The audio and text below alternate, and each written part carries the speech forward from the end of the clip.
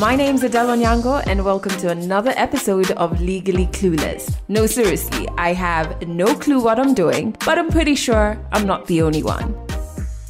Hey you, welcome to episode 224 of Legally Clueless. Thank you so much for rocking with this podcast, OG members. I've got nothing but love for you. If you are new to this podcast, audio episodes like this got every single Monday, and you can stream this on Spotify and everywhere else you find podcasts on. Make sure you join our community. Just sign up on our website, which is legallycluelessafrica.com. And while you're there, you will see that we have an event coming up. I'm so excited.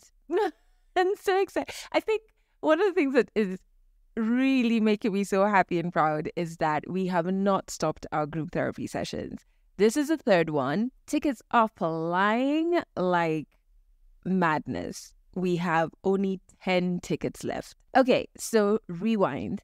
Our resident therapist, who also happens to be my own therapist, and she's held my hand through all of the things, by the way, we talk about in group therapy, through my healing journey.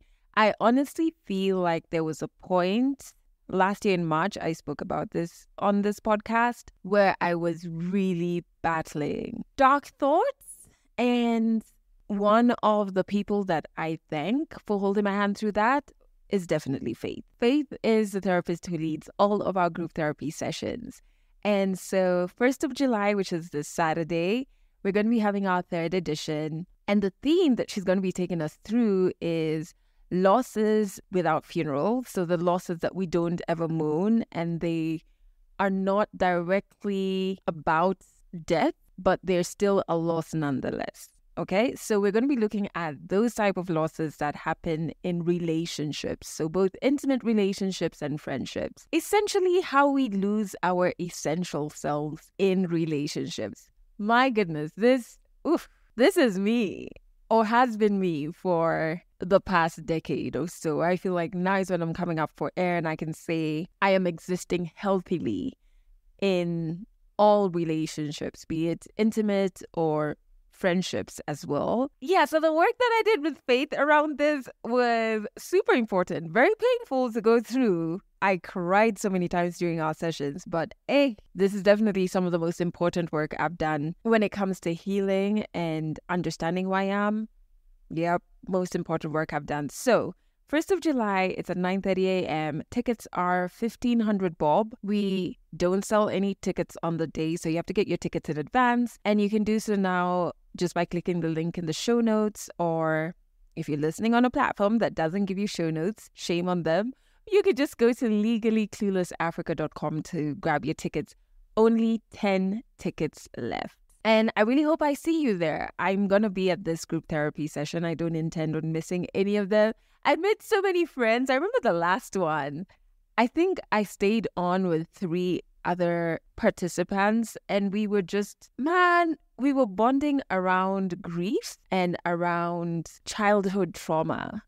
And it was so interesting how we could find pieces of ourselves in each other's stories. So I think that's also pretty magical about the group therapy sessions, is the friendships that just happen so genuinely afterwards. So yeah, I'm going to be there. I hope to see you there. Grab your tickets ASAP. Okay, let's get on with... I need to stop singing, but I've just had such a good day. I'll tell you about it later. But let's get on with this episode. I'm very happy that you're going to hear part 2 of Lionel's story. Listen to this. He was the first man who leaned on my shoulder, like rested his head on my shoulder. And then for me, that was big. I was like, men do not do this. Do you understand? I was like, why are you being this vulnerable? Because I remember the days he would put his head on my shoulder, and then people would be side-eyeing him, and they're men. Mostly it comes from fellow men. Again, he would not care. And then I was like, if he had this courage to be himself this much, I think I have the courage to be me. Yes. He's the only man who constantly hugs me. We meet, he does not care where we are. I would hold his hand, kubarabara. We can loop our hands when we're walking. I think masculinity is varied. Every man comes with their own version of masculinity. That is Lionel's story that's coming up. If you have not listened to part 1, you can find part 1 of his story in episode 223. It makes sense for you to listen to that first before you listen to this. Just saying. But then again, there are no rules. Song of the week. I have been jamming to this song almost the entire day. It is by Fatoumata, who is just an icon, and Disclosure. So the name of the song is Doha or Mali Mali. And it's just so, man, it's just reminded me how spiritual music is. Her vocals are always very spiritual. And I didn't think on like house, trancey beats that I would also find those to have, what is the word? Like connect with me so deeply. But it did. And I was writing poetry to the song earlier on today. So yeah, I want you to check it out. I hope it has the same effect on you because it felt so good. I put a link to the song in the show notes. So before we jump into 100 African stories, I thought I would just share something that might be inspiring to you depending on where you are in your life. So I have always wanted a life where everything was poetry. Everything happening around me was poetry because I love poetry and I feel like things should have an art about them and an energy about them, even the most mundane of things. And I always wanted that. And at the time, I thought you had to force things or characters or specific things into place for me to have a poetic life. I thought you kind of had to choreograph it and you had these ingredients, these key things that you had to have this life that was art, essentially, that was art. But what I now realize in hindsight, and I really hope you're understanding when I'm saying a poetic life or a life that's just art. Anyway, what I now understand needed to happen was I needed to be silent enough to hear the poetry outside me and within me. So I needed to slow everything down. I needed to intentionally do my healing work so that I could hear the art outside and within me.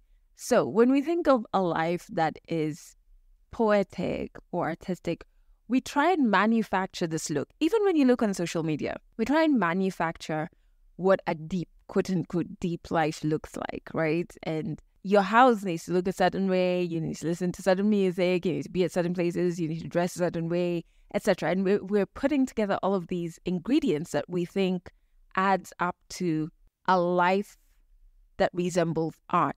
But it's not that. It's really not that. Like, I really understand it now because you don't have to manufacture art. You don't have to manufacture poetry or deepness or things that are alive because they already are, both inside and outside. So you just need to slow down and turn the noise off so you can hear the birds. I find that to be such a blessing to wake up to and actually hear birds chirping. So mundane, but so drenched in art, and you don't have to fabricate it. I needed to slow everything down and turn off the noise so I could hear my intuition inside and hear my desires. That's art. And oh my goodness, so there are days now that I feel like I finally figured it out and I'm finally living a life that is poetic and is drenched in art. The more connected to nature I am, the more deeper I get into this healing journey such that I can hear myself. I realize it's possible and it doesn't require you to do all of the things that the world is telling you need to do. You just need to slow everything down, turn off the noise, heal, and then you'll start hearing the art within and without you. So, for example, today I woke up to birds chirping, which I always do, and I think it's such a blessing that I get to hear them, even the one that's been fighting its reflection in my office window for like the past month and a half. I stopped getting irritated by him. I'm just like, this is so wonderful that it's happening right in front of me. It means I hear him chirping. He's probably like yelling curse words at his reflection, but still, it sounds beautiful. So today, back to today, I woke up to birds. I went to the market, and on my way back home from the market, I passed by my favorite tree, which I think even just having that is like testament to I've slowed everything down so that nothing passes me by. No matter how many times I pass that tree, I'm like, this is my favorite tree. And I stopped just to stare at this tree. And then I came back home. I made myself brunch. Part of that brunch was what I think is the best cup of ginger and cinnamon tea to ever grace the earth. I might be biased, but you know. And then I lit a fire while I was making brunch. And when my brunch was ready, I went and had it in front of the fire. I watched a cheesy movie. Oh my God, it was so cheesy. It's called The Perfect Find. It's so cheesy. I'm not hating. It's just, I really did enjoy it. Actually, I forwarded a few bits because I was looking for a cheesy movie and it was wonderfully that. Anyway, so I watched a cheesy movie and then I played some music as I wrote poetry in my notebook that I bought in Paris, and I bought it specifically to write poetry in. So I got it out and I sat by the fire and I wrote poetry. Such a wonderful day. Like, what the hell? That was a wonderful fucking day. And guess what? In between getting work done tomorrow, which is a Monday, I can do that again.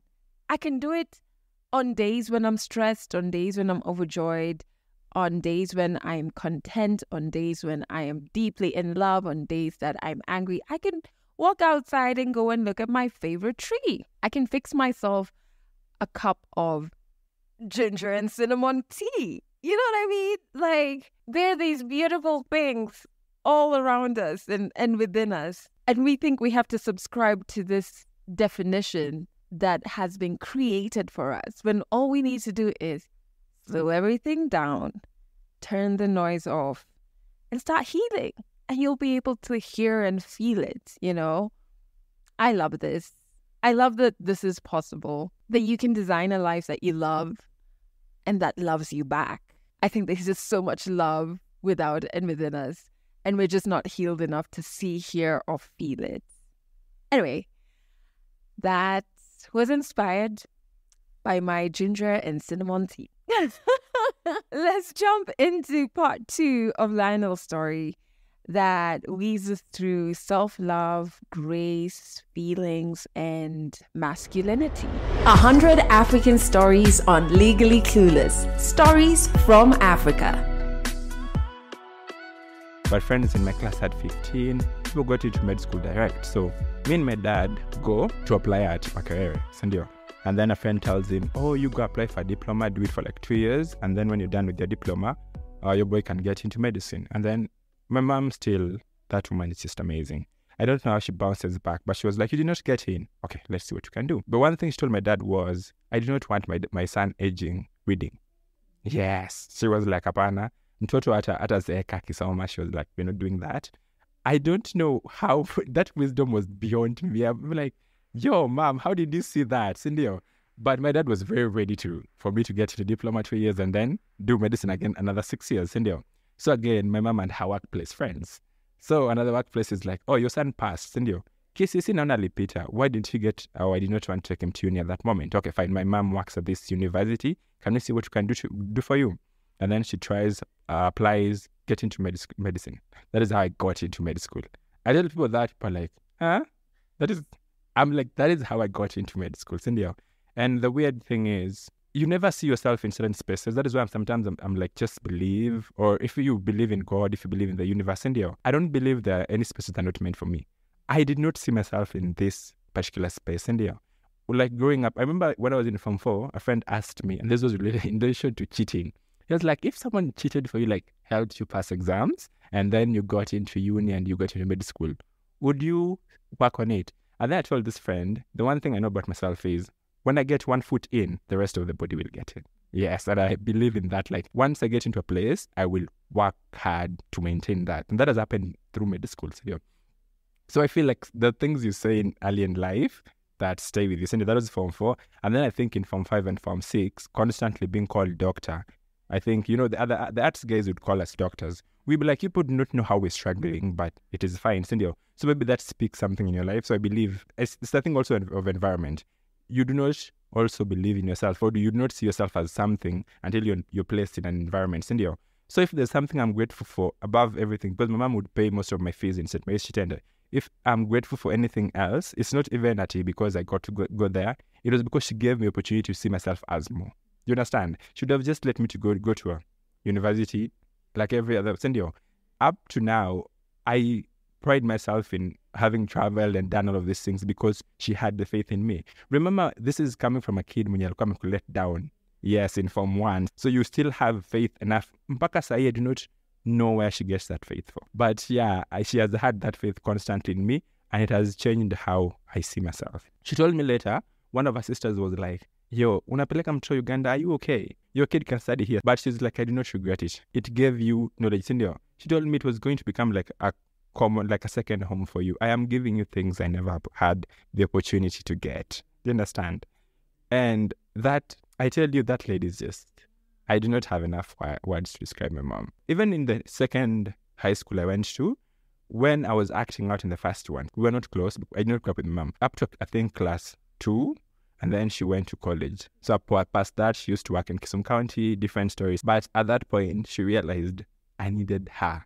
I do not know how they know, but my mom would be late for work to come for my visiting days. And she would stay with me up to 5. Do you understand? We would tell, that is where me and her started having like long convos on the phone. Nilikuwa naomba simu ya mwalimu, and then I'm there calling. I would be on a phone with my mom, on a teacher's phone. I'm calling my mom, me and her just jazzing. Or jazz is we used to use the word jazz in UG for stories. So me and my mom are jazzing on the phones, and that has stayed up to date. And me and her have the same thing. I'm going to be calling at mom like, yo, girl, how have things been? Sometimes we do not have things to talk about. We just, is it she talk people? Yeah, just gossip for days. Cindy, even though she deters me from gossip, she's like, there's a grandmother I love. She's like, we want to wish to you're going to be a gossip, Cindy. And then the next minute she'll be like, hey, give me tea. You my mom have that very good relationship, Cindy, but she saved me at that point. When you realize, when you're acting out and then one parent grows closer, you realize maybe I'm worth something. Do you understand? And then that grows into, now I have to work hard to please this, or yes, it is to please this person. You grow out of that with time, but you're like, I have to work hard because I do not want to disappoint this one particular person. But she really did step in. I remember this year we had like one of those conversations. She had like that a fracas in the house with my dad. And then after, we sat her down. This is the first time I'm speaking to my mom, like, you don't speak to parents a certain way. And then I'm like, Mom, sometimes you don't have to react to everything. And then she listens, she's like, but this is why I was angry. And then she explains herself. And then I'm back to her side. And then that spoke volumes to me. The next morning she came because we thought we were not on the same English. Yeah, so we talk about it, then we ease things out. In that moment, I realized, I feel safe with you. If I feel like I can call you out on something and you're my parent, do you understand? That is like, every kid would want that with a parent. So that lady is, every single morning when I'm home, I prepare tea, take her tea, and then she starts giving me jazz about, oh, this lady from work did this. And sometimes I'm bored, but I keep going back to the fact that maybe this lady needs to speak to her son. That is, I'm giving it more to my dad, Pia. When he calls, we talk. Somebody would be like, hello, how are you doing? Money.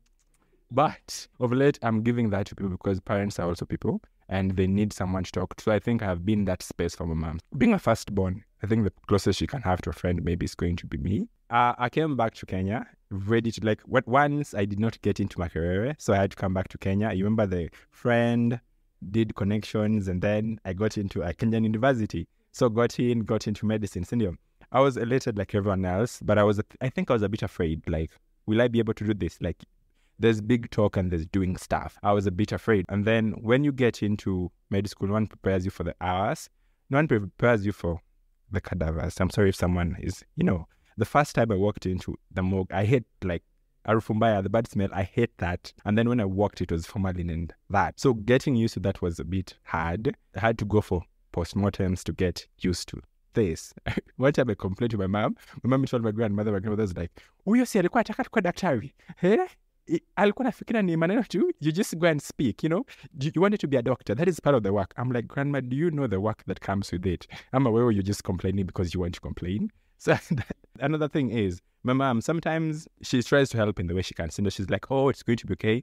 Sometimes it's just words and you're like, Mom, I need more. But she's going to give you the thing of, you're going to be okay. Cindy, you just get used. Do it one more time. Do you understand? Yeah. Like, you got this and everything. When we talk about the phone, she's very supportive. So the one thing I was not prepared for was also not fitting in. And I told you, if I do not fit in, I either go out or go in. If I go in, I will lash out. The one I was lashing out in this instant was my roommate. Not like violently, but in words. And I realized at that moment I would drop very cruel things, like small one-liners that were very cruel. And we have made amends years on. He's called Ronald Lawrence. He was my saving recipe. I give people their flowers. At that moment, I did not feel seen. I did not feel like I belonged. So for him to ask for my number the first time, men do not do that. And he was like, we were roommates, like, yo, can I have your number so that I ask when you're around? And then I don't show, right now it looks small. But at that moment it was like, yo, this person wants my number. And I was like, okay, mine, I can like put down my walls. And I had really big walls. And then I'm like, maybe I can give them time. And then with time we've grown, and then you let yourself go. But in that moment, I did not fit in. Everyone was name dropping. Everyone was from Mangum, Alliance, Pangani Girls, the big schools. I came from, the Kenyan school is a middle school in the middle of nowhere. It's Wangapala boys. And then the Ugandan school I cannot explain because that means also telling people I'm older than them and I want to fit in. So I cannot tell them, I went to St. Mary's for 2 years. That is like a long story. And we're not at a point where I can open up to certain people. So I just go with it. I went to a small school. We're not going to speak about it. But I did not feel like I fit in. I felt like everyone else was better than me because they had come from these schools and everything. And I started questioning if I was enough for this.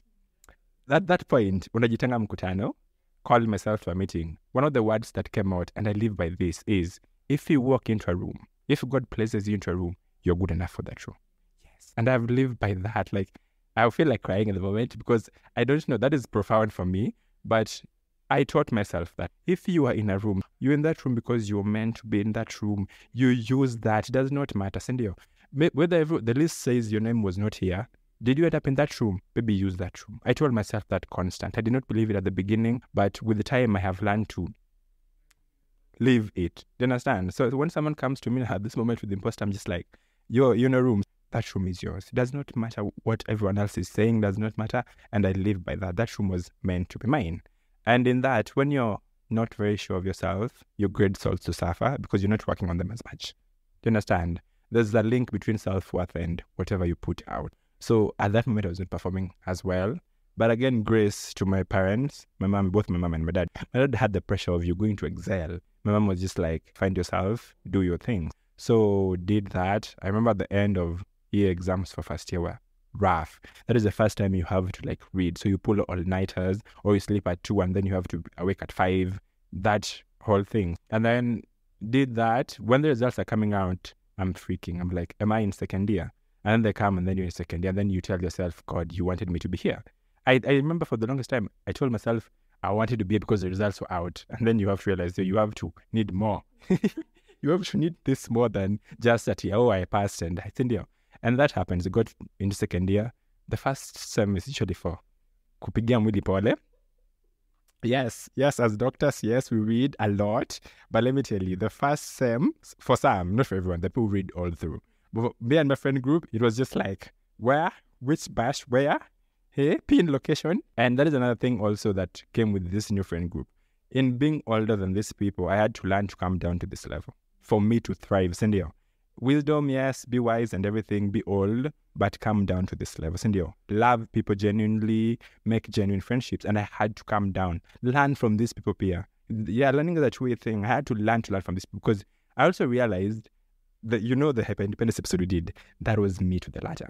Being a firstborn, I'm so used to carrying everything. Do you understand? So if I was struggling with anything, I would not tell my friends. But if my friends were struggling, I'd be like, come to me. Yes, what has happened? Hey, he has left you. That man, he does not know what he's living. The usual thing is the usual things to tell people. It was very easy for me. And then I realized that was selfish. That was one-sided. Allowing yourself to carry so much for people. And then you're not letting go of parts of yourself. So I had to learn, like you trust people with a small part. You see how they behave with that. If they mess around, you're like, move. And then, you trust people with small parts of yourself until you get to a point. That is also a hack I learned from my mom. My mom has this saying, it's in Luo. She says, Jamriambo imiogi miolgo. You tell a liar what you're tired of, you don't have to give them everything. So you give small parts of yourself. Like I learned that. It's selfish, but I'm hyper-independent. Like I have to learn these things slowly. I cannot just rip off the Band-Aid once and be like, I'm opening myself to the world. So yeah, with the time, I learned I can trust these people and my stuff. And with the time, I tell them stuff it does not get around. There are friend groups who tell stuff and gets back to us. And then it's tea. And then we're like, we're like, we do not ever want our lives to be like this, We like take notes, And I'm grateful for that team. They taught me how to be a person in this space. Do you understand? I'm so used to being the one giving. Sendio, for someone else to be like, yo, sit down. We're doing this for you. It shows even in the small things, like me and my friends go for cookouts, like not cookouts evil, but we cook at a friend's place. Being the firstborn, I'm the one who cooks in my house. Usually when I get to that house, that lady's like, whew, I can finally get it. Kwa hii nyumba naweza ingia saa mbili because my son is home, And she says this to people as they say to my grandmother, she's like, when my son is home, I sinanga haraka. Lakini huyu wa mwish, this small things. But so when we used to go to cook at a friend's place, I would be the one doing everything. I would cook and everything. And then I realized still the independence things, like with hyper-independence, you do not trust other people to do things you can do. Sendio, I will not let go. Yes, I will not. Ati chapo zako ni better. May know how to do them. If I know how to do things, I will do it. Sendio. I do not care if mine are square or quartz or whatever. I will do them. I know how to cook chapos. I am going to cook chapos. Do you understand? If there's a skill I'm good at, I will not let it go. So with time, I have learned to relegate roles. I cannot deal with this alone. And then even in delegating, I would delegate and be like, well, kuna hivi? Or you constantly looking over someone's shoulder like, well, ongeza nyanya. And then someone will be like, well, I'll leave this thing for you. And then I've learned also to just let people, whether it's bad, it's not the best. That is, they're doing their best. It's okay. I also need to take care of myself. I need to rest sometimes.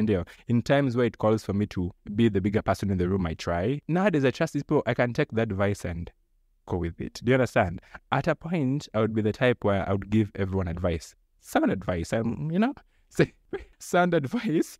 And then they would give me advice and I would not take it.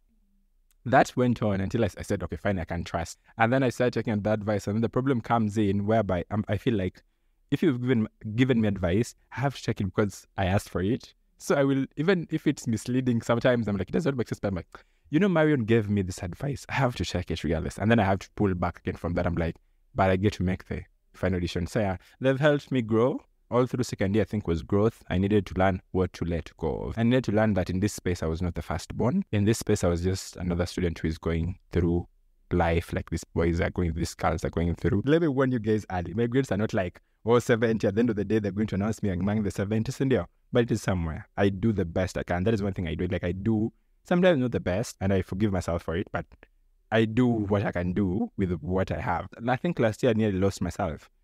I was in a relationship. It was one-sided. Like I was the one who liked this person, and this person did not feel it as much as I did. Like to them, it was just something they did on the side. And then I built a lot of me around this person and how much they accepted me when they were not ready to give as much. Because me, I'm aware. The one thing I do know is when you're not giving, I tell myself, if I ever feel like a friction, I'm walking out, but I never walk out. I usually say, Nick, you feel friction heavy, I am out. I will not suffer. I can't come and die. But every single time I'm really different. I come and die for love. Anyway, sometimes I'm very foolish as a human being sometimes, but it's part of the human experience. So I nearly lost myself in this particular one.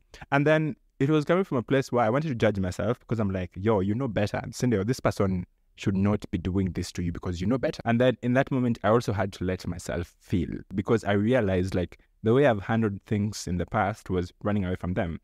Love to me is like, I don't know if I had told myself I'm not deserving or something of that sort. So it was like, I had to reinforce that I am not deserving by not accepting people. Cindy, you'd get people who want to date you, like, not there yet, Cindy. So this one time I was just like fulfilling my things to the maximum. This other fool was not fulfilling things.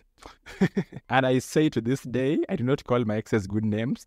And me and this person are in very good terms, but they're still a fool. And then it couldn't have come at a worse time. I was doing my NDA exams. A friend had just lost a father. So it was just like one thing after another. And in all of this, I would just have to hold it together because I have to hold it together for this other friend. And then I have to do my exams. And then Marion, Shale, these young people in their Gen Z, because I'm not Gen Z, I'm a millennial. But Gen Z and the things they learn is beautiful, Cindy, because she saw things from the point of, she was like, you don't have to carry everything for anyone. Sometimes in this moment, what do you feel like doing? Break down. And I would cry. I remember one time we were going to Bash Usiku and I did not feel like going. I was just like, the vibe is off. She's like, what do you really feel? I'm like, I don't know, but the vibe is off. And then she tells me, just go. Just enjoy. Sometimes you don't have to feel everything. It does not make sense. By that moment, it was what I needed. I went for that party and I enjoyed I enjoyed. I was like, if I would not have gone, Cindy. And that's another thing. I do not drink. I usually say I do not drink until I get like one shot. I do not drink, but of late I've been influenced, but consciously, of course, I know what I'm doing. But I take like a glass or two because I realized my friends did not feel safe around me with their drinking because they felt like I was judging them. And in essence, I was. Initially, when I got to campus, it was like, why would you drink? It was from the point of, I know better than you people. And then you exist in this space and realize a drunk person is just another person's son, is a friend of yours, Cindy, and everything. You learn to treat everyone with grace. So when I study grace, it's like nowadays when they ask me, I do not overdo it. I know my limits very well, but I'm like a glass or two would not. If it's going to make you feel safe, of course, the outcome is not to make people feel safe. But what am I going to lose? If tomorrow I have no classes, I do it. On days I do not want, I do not. And I thank them also for, sometimes they do not call me for these things because they just know, he's not going to turn up the way. He's just going to be staring at us badly from the corner. So I'll just be side-eyeing people at the corner. So they're just like, this time we're not inviting him. It is okay. And I thank them for that. Like, I thank them for being aware here on days when I need to go out and days I do not want to go out. But yeah, I have learned to extend grace to people. On the journey, I don't think I finished on the journey of love. So at that point when I lost myself, I remember like last year after my exams, this was a turnaround. Like with this person who love was not working out with, there was not one person. There was another person. So this person we were supposed to meet on the day I was coming from school. And then they flake at the last minute. And then I was like, this is it. I deleted my WhatsApp at that point, went off Twitter, went off everything for like 2 months. I told my mom, I'm not going to be using this number. This is the number you have. She had questions. It's just like, well, what is apps? And I'm like, Mom, I do not feel like using social media. She gives you that side eye of, are you mentally, but she doesn't want to ask. She's like, are you going, okay, mentally, Cindy, she does not want to ask, but she's like, okay, fine, just give me the number, and she would use it and everything. But at that moment, I had to go off because I also realized I was being there for everyone, and people needed, like, I needed to learn, not them. I needed to learn that people still get through the stuff with or without me being present. Yes.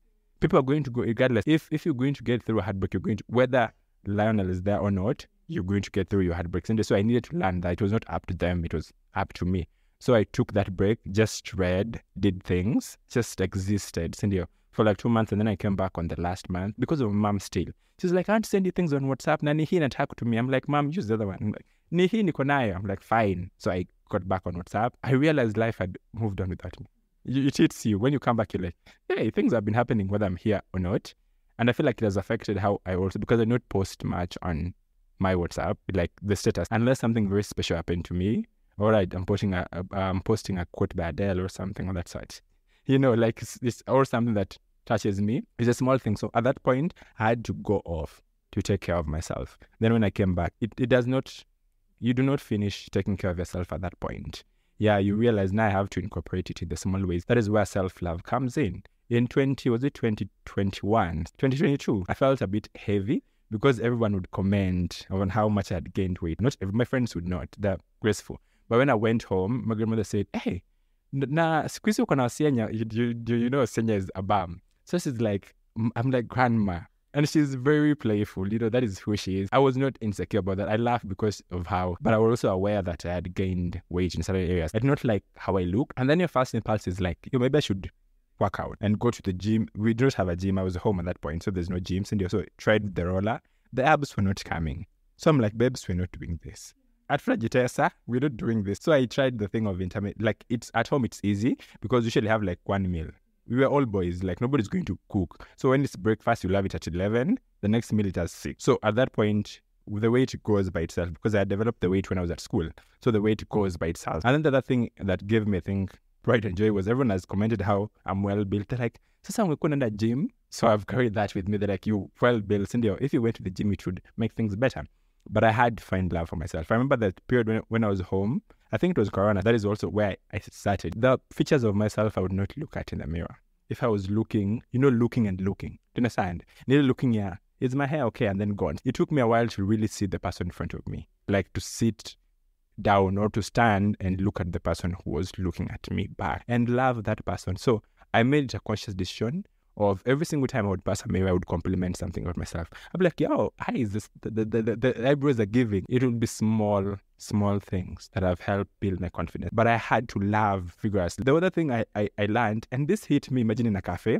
I was sitting at a cafe and this cafe had a mirror. And then I looked in and then I'm like, I was telling myself how if I looked a certain way, there's more acceptance for the more light-skinned guys. I was telling myself, if I was a bit cuter than this, life would be a bit easier.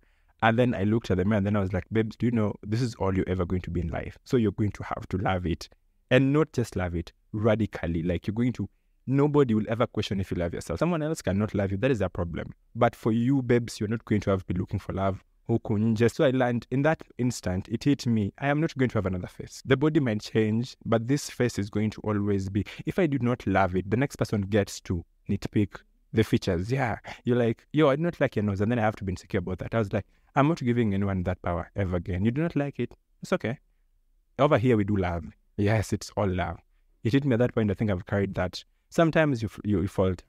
Yeah, at instances, someone is going to mention something. And then you're like, this nose, or yeah, but that instant, it showed me that I need to love with my body. Men and do not speak about loving their body. You see how much backlash Rick's Poet gets on Twitter for those videos, and for a while I did not see the need to do anything because people have told me, masculine enough. But the other thing was, it was also hindering me from doing the things because I would have loved to go to the gym. But since people are like, you already have this, if I went to the gym, it means you took our advice. Or if you went to the gym, it was like, now you want to really work on it. So I would have to attribute my masculinity to the gym. And I want people to say, natural, it comes naturally. So I used to walk in that house in boxers. Yes, I have had to teach myself body positivity. I would have to walk in that house in boxers and be like, this is everything. Yeah, I look at my body, I'm like, yo, this is, I love my body. I adore. I remember I nilikuwa a bit of it. It's not a big pitabi, but it's a small one. But at that point, when everyone else would point it out, initially when they started, it was like, oh, Cindy. And then I got someone like, babes, I even do this with, yes, I love my body. Do you understand? I look at my bum, I'm like, yes, I love my body. I have grown so comfortable in it. That is another thing you learn. Like, nobody else is going to love this thing if I do not love it. So when I entered uni, I had a particular friend group. I hope they're never going to listen to this. But I had a particular friend group. But you realize very early on, these spaces are not for me because they require a reduced version of you. It's hinted. It's like, this is too much because I'm the kind of guy who, if the ladies want to work or if the boys decide they want to shake up a bit, I'll be there with them. Do you understand? I'll be doing things just because I feel like it. But if I'm going to be doing a thing and then I'm side-eyed, I learned very early on that this is not a safe space. And the space where I'm in at the moment is one of the best. I have a friend, I don't know if he feels comfortable being mentioned, but he'll know who he is. He was the first man who leaned on my shoulder, like rested his head on my shoulder. And then for me, that was big. I was like, men do not do this. Do you understand? I was like, why are you being this vulnerable? And it allowed me, everyone, because I remember the days he would put his head on my shoulder and then people would be side-eyeing him and they're men. Mostly it comes from fellow men again. He would not care. And then I was like, if he had this courage to be himself this much, I think I have the courage to be me. Yes. This boy is so self-aware, like, okay, other things, kidogo. He's the only man who constantly hugs me.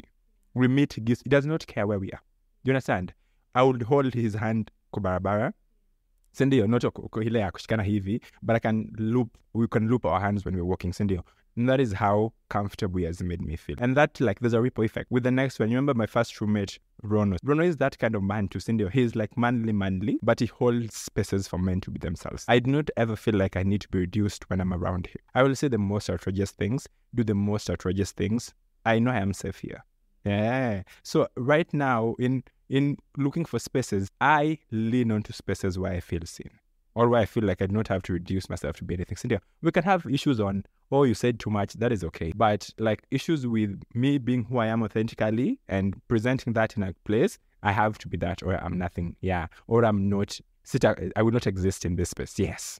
I think masculinity is varied. Every man comes with their own version of masculinity. We are all schooled from different homes. We are all brought up differently. So not even with schooling. It is like how I am, how I present from the word go should be enough for you. The constant need for us to needle men into shape.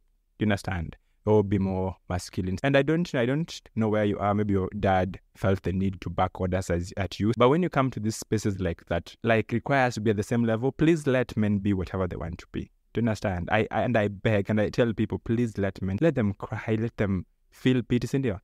Sometimes I give caveats. I'm like, if you're a man and you feel like crying and you don't feel safe in a place, do not cry there.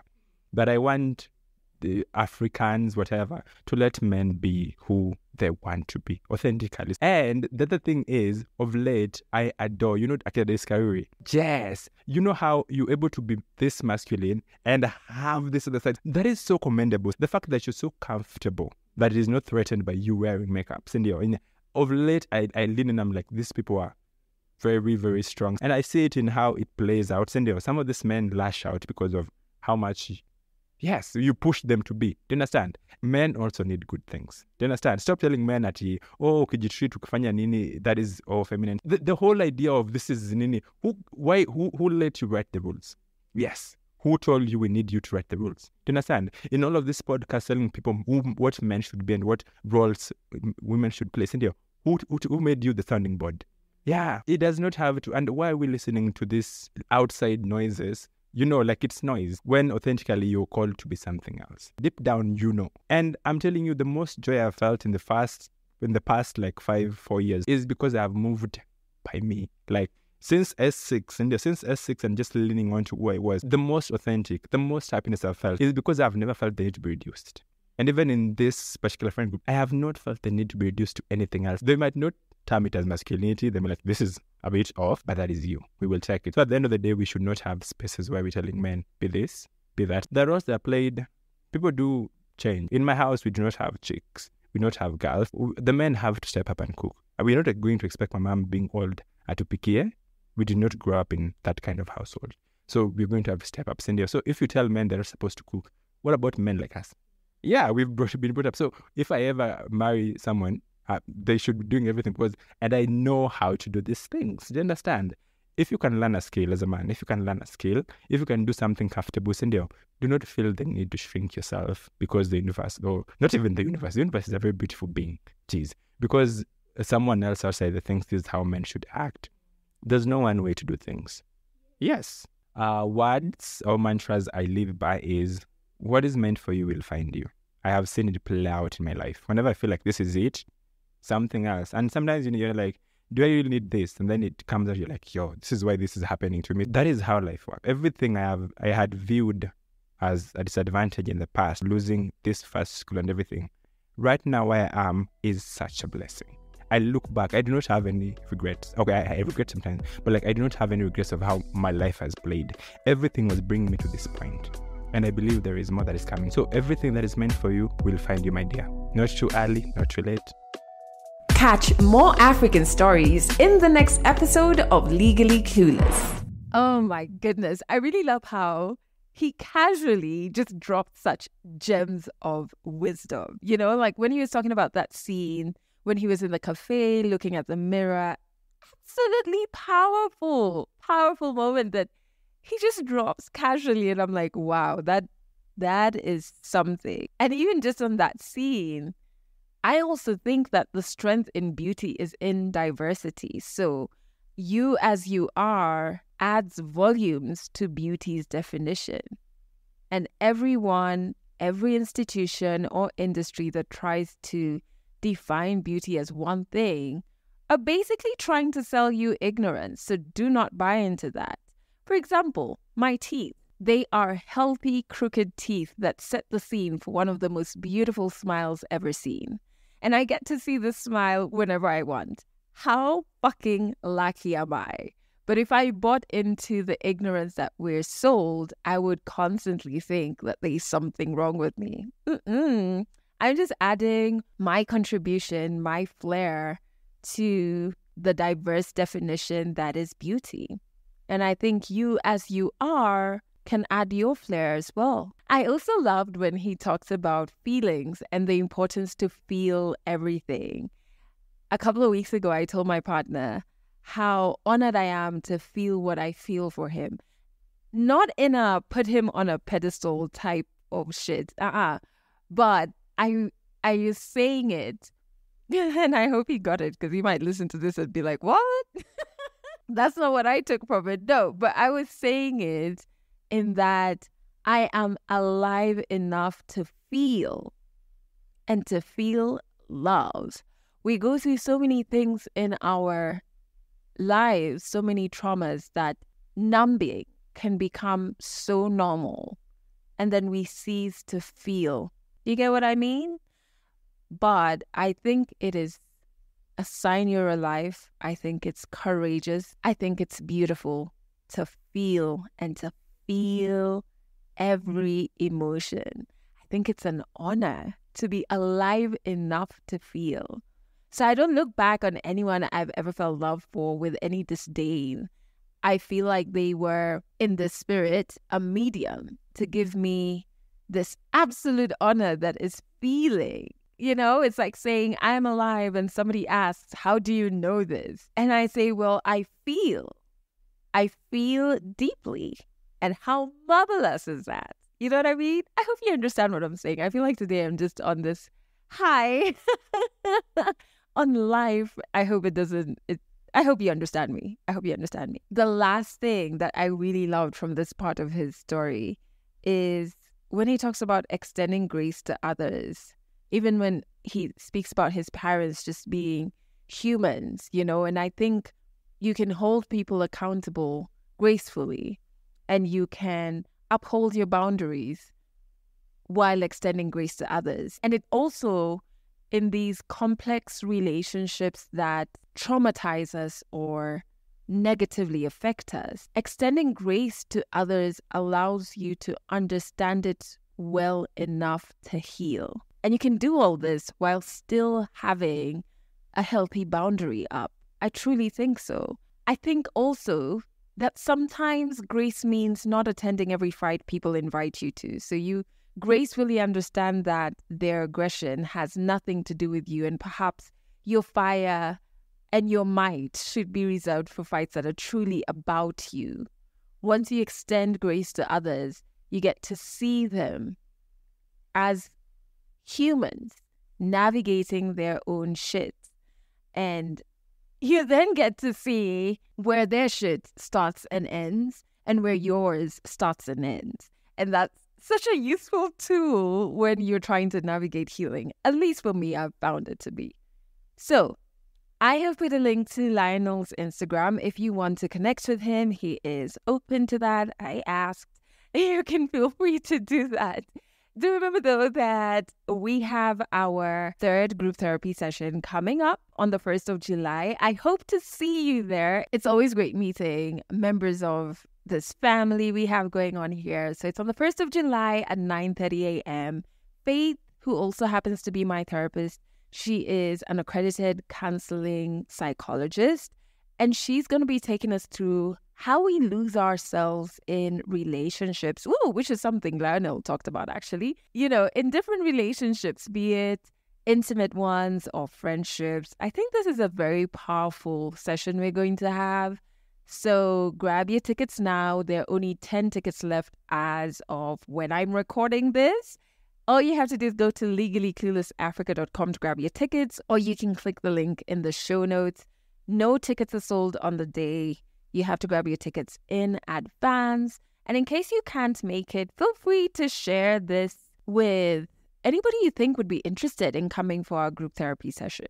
Yeah, go ahead, do it. I also want to let you know that if you're in Kenya, you can catch us on Trace FM, where they are on Mondays and Wednesdays at 1 p.m. and 11 p.m., Fridays at 1 p.m., and you can stream just by going to traceradio.co.ke. I am going to leave you with what I think is one of the most powerful things from Lionel's story, which is urging you to try and do what he did. Look in the mirror and find things that make you you, and then fall in love with those things.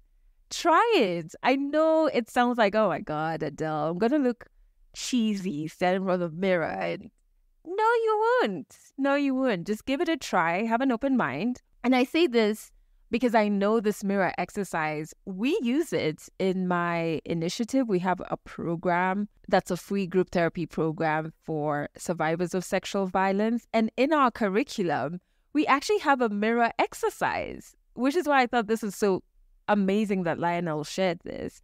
There's a mirror exercise, and it really does wonders when you talk to yourself in the mirror, when you look at yourself and intentionally want to fall in love with yourself. Most of the times when we look in the mirror, we're trying to look for defects or things that we think are wrong, or how do we hide ABCD. This time around, what I want you to do is look in the mirror and find things that make you you and fall in love with those things. Do it once after listening to this. Day after, try it again. Day after that, try it again. And keep going until the next episode. I'd really love to know how it makes you feel to do this whole mirror thingy-bob. So feel free to let me know on Instagram. We're at Legally Clueless Africa. But yeah, please try it. Please try it. And remember to just extend grace, not only to others, but also to you. That's it for this episode of Legally Clueless. You can share this podcast with your friends. You can keep it for yourself. I'm not judging. Just make sure you're here next week for the next episode.